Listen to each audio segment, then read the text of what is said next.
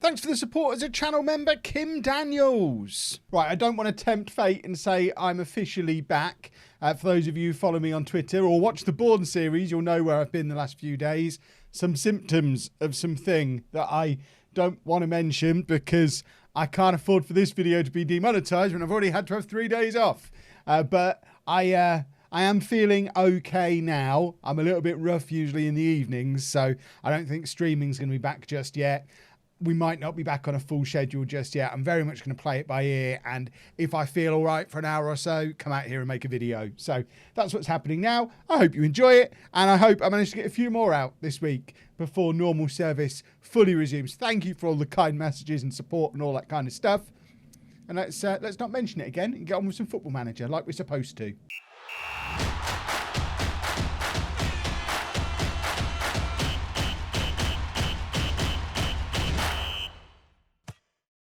Hello and welcome to Club 5 Part 8 of Non-League to Legend. I'm Kevin. Coming up on today's episode, we have the two biggest games of the series so far, would you say? This is why I'm so eager to record this video, even when I've been told off for coming out here to do it. But we've got what is effectively a title decider at home against Borussia Dortmund in the Bundesliga, and the second leg of the Champions League semi-final against Atletico Madrid, and we're 2-0 up in that from the first leg. As you can see, continuing our long winning run. This is what Bundesliga looks like. So a victory against Dortmund and we go above them in the table. Anything other than a victory and they're going to win the league. There's no chance of either of us dropping points. We just don't. So this really is a make or break game. And then, of course, the Champions League very much taking shape, because look who are the two teams who are ahead from the first legs. Us and Spurs. It's like it's written in the stars. Did past Kev pick a team for the Dortmund game? It looks like he probably has. Why is Tiggy's in there? Is something wrong with Vermonti? There is. Vermonti's got an injury, as has Dombrowski. I mean, I'm recording this Monday lunchtime, and I think the last episode I recorded last Wednesday or Thursday. So, yeah, I'm a little bit out of touch with what's going on as well. But I'm going to assume past Kev knew what he was doing when he's gone for Ferron in goal, a back four of Thum, Haman, Banfalvi and Kraju. Tiggy's at the base of the midfield, Andre and Lust ahead of him, and then Van der Hoek and Gashi supporting Thorgerson up front. It is, I mean, it's make or break. It's now or never. It's cliche. Fingers crossed we can find a way to win at home against Dortmund, which we already have done on this run of form that we're in. Remember, we beat them 4-0 to knock them out of the German Cup. But when we last played them in the league at their place, it was a 0-0 draw, and that just won't be enough today. Right, what on earth shall we say? I fully expect you to keep our win running.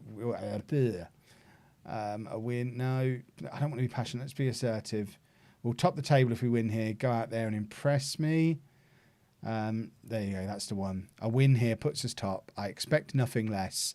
It is a huge game. They've started with an injured left back, which Gashi must be licking his lips about. They've of course got Tafarel Heleno, who we signed in the summer and then sold on to them before he played a game for us off the back of, well, it was part of the Thorgerson, well, not officially part of the Thorgerson deal, but it was part of funding bringing in Thorgerson from Dortmund, who has scored in the league for Dortmund this year. Thorgerson, I mean, will he have split loyalties today? Of course he won't, because he's going to want a Bundesliga winners medal. Neither of us were competitive in the title picture last year, both with new managers this year, both spent a lot of money in the summer. Dortmund were able to because we gave them a lot of money by signing Andre and Thorgerson from them. But you know what? We'll be good. Oh, by the way, we've also already arranged to sign this guy, O'Hara, who's their current best player. So if he scores against us today, I'm going to cancel his transfer. Or no, I'll still transfer him, but just not ever let him play. He can sit in the reserves forever. Gashi's picked up an injury as well, which is a little bit of an issue. There is pressure. I can't say that one. This is a great opportunity to show all the pundits they've been right to back you. Can we do that passionately? We can. Gashi's going to have to come off, though. We don't have room for passengers when things are hitting the business end of the season. So we're going to bring on Del Bueno, which does weaken us a little bit on that right-hand side. But we're also looking at the Atletico game. And Del Bueno is a wonder kid. So, you know, you'd like to think that he should be able to take on an injured left back, maybe. Let's have a little bit of creativity. There's an hour on the clock. there's still not even been a proper highlight in the game. This is, I mean, it's easy to commentate on for someone who's poorly, but I'd rather have a goal, please. Come on, I've come off of my sick bed to come and play this match. Lust is going to come off for Marquez. We're going to swap those two over and release Marquez a little bit further forward. And you know what? I'm going to put my trust in Antonio Carlos as well and have all my substitutions made with 20 minutes to go, at which point we're going to ask for 10 minutes of passion. I want 20 minutes of passion, really.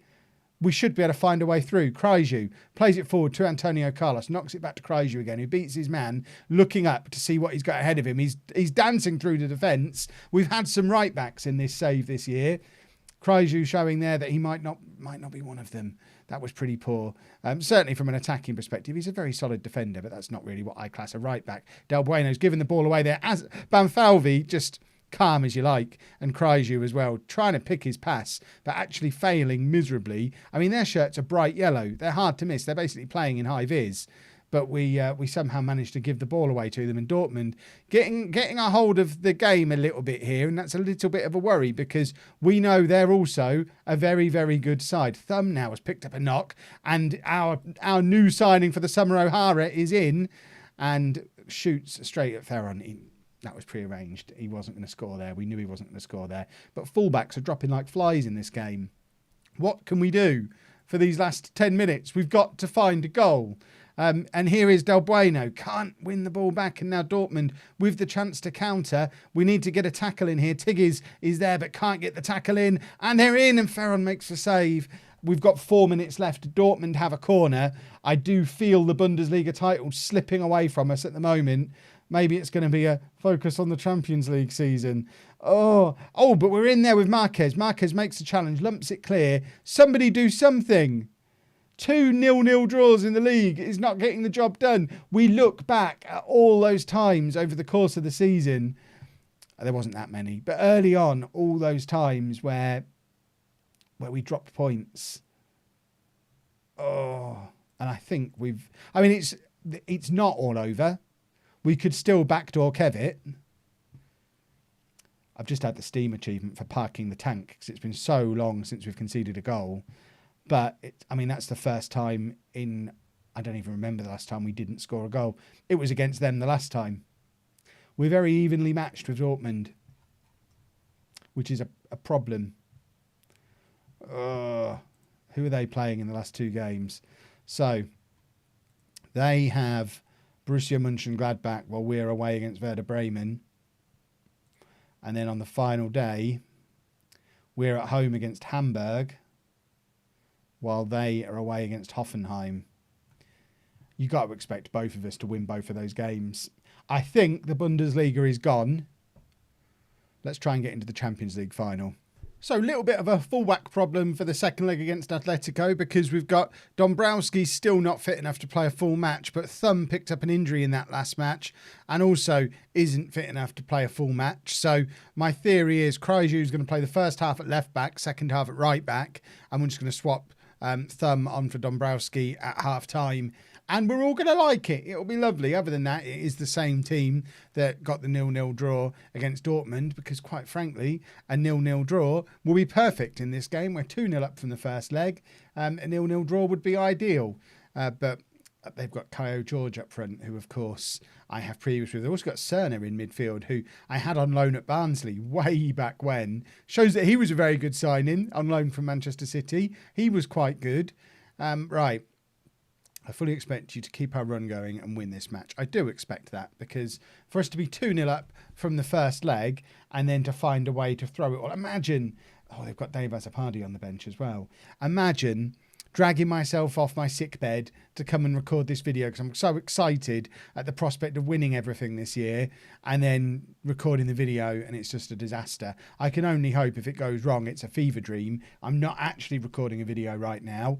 And when I'm better, I'll record this and it will go the way it was supposed to, according to the original script. That was a terrible pass, aiming for Gashi there. Banfalvi's got him out of trouble. Dombrowski, clearly not fit, can't get hold of the ball. And Atletico have their first of the game. That's the first goal we've conceded in about 2 months. And it's 1-0 on the night, still 2-1 to us on aggregate. But this is not the way we wanted this to start. The defence looked all over the place. Dombrowski was poor. I don't know what's going on here. Hopefully the game's about to crash and we get to do a reload without having to cheat. That would be perfect. Oh, I'd enjoy that. But no, it looks like the game is now back up and running again, which there's no justice in the world. Why are we attacking? Oh, Kev. I shouldn't have done it poorly.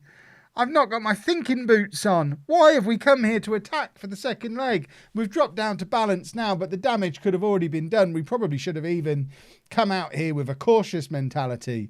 But I dare not switch to one at 1-0 down on the night. But yeah, there we go. Tip for you all. Don't play key games in your big save when you're not feeling very well and you're not thinking straight. That was, I've blown it all. I might just accidentally kick the power cable on my PC. Oh no, the game didn't save. I lost the recording. I'll try again tomorrow. We've got an aggregate lead. Let's make sure we hold on to it. I mean, as long as we don't... I've not made the halftime... Oh God, I've not made the halftime sub. Thumb, you knew you were coming on. Why didn't you... Everyone involved knew that was a prearranged change. Why didn't they just do it for me? Silly gooses. When I was manager of my year 6 football team, when I was still at primary school, well, in fact, it was my house football team. I was in year 6, which is why I was captain/manager. Told all the year 4s, because it was squads from years 4, 5 and 6, told all the year 4s that you can come on at half time if we're winning. No intention of bringing them on. Keep the big lads on. They all came on at half time anyway. None of the rest went off. We played the second half of 14 players. We won that tournament. The ref didn't notice. So...